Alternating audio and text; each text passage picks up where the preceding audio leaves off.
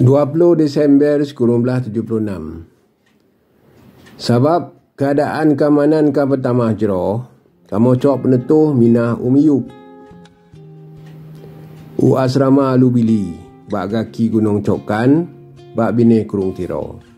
Mangat lebih mudah hubungan u kampung dan supaya urung peik bahan makan bek hek ge dat.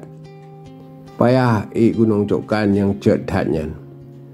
Di asrama Alubili, kamu jut mejak mano dalam Kurung Tiro yang jerengih hat. Ia dan jut medrop engkot. Barukan asrama Alubili nyan tak pegat si bago pos.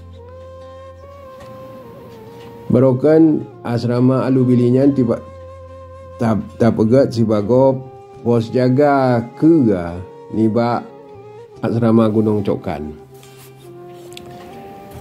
Di asrama Alubili nyo ke truk lom Dr. Mukhtar Hasbi geci truk lom Dr. Mukhtar Hasbi gejak sawa ulun dalam hutun hotel merempok di Pantun Wing.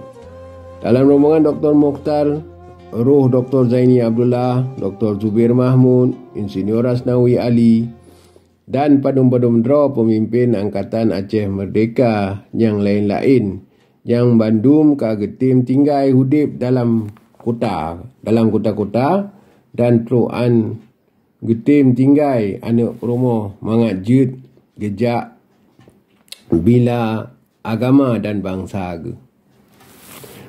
But yang mempelawan tat heroic gesture yang laginya rupa han ji faham dan hang kemah dipikir oleh awak Indonesia aja lamit Jawa lagi Rosihan Anwar awak Minangkabau yang tulis dalam surat Straits Times Singapura 12 Juli 1978 laginya.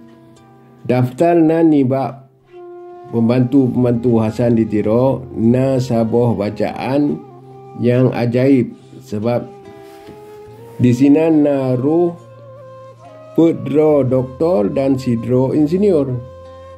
Aceh rebels keep on fighting a hopeless cause. Judul ji.